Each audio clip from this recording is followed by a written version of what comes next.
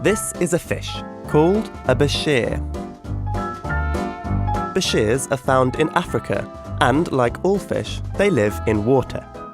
That is, until they met researcher Emily Standen, who was working at McGill University in Canada. Standen thought that she would try raising bashir on land. Why, you ask? To see if it helps them walk. It isn't quite as mad as it sounds. Let's go back a step.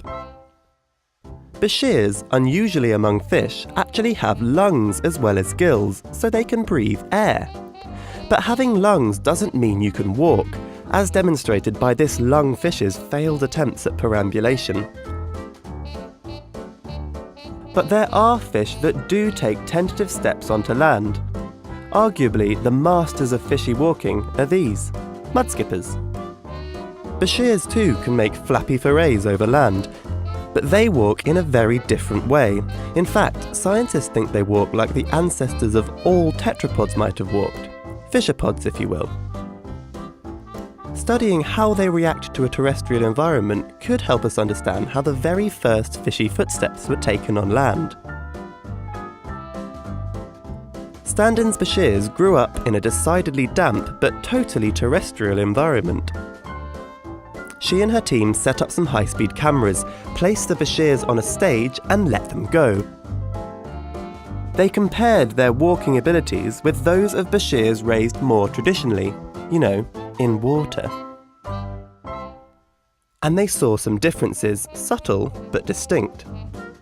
The landlubbers lifted their heads higher, planted their fins more efficiently, and slipped less often than their aquatic associates.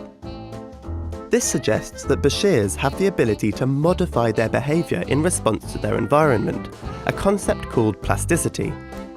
This is the first time that plasticity has been shown to be a potential facilitator of such a major evolutionary step as our ancestors crawling out of the seas and onto land. But it doesn't stop there. When Standen examined the skeletons of her land-living bashirs, she found that their muscles and bones had changed as they adapted to walking. It appears that the bashir's anatomy is as plastic as their behaviour. These changes looked strikingly similar to the kinds of changes scientists see in the fossil record as ancient species started making the transition to land. It might not look elegant, but don't be deceived. After all, one small flappy step of our fishy ancestors may have led to the giant leaps of mankind.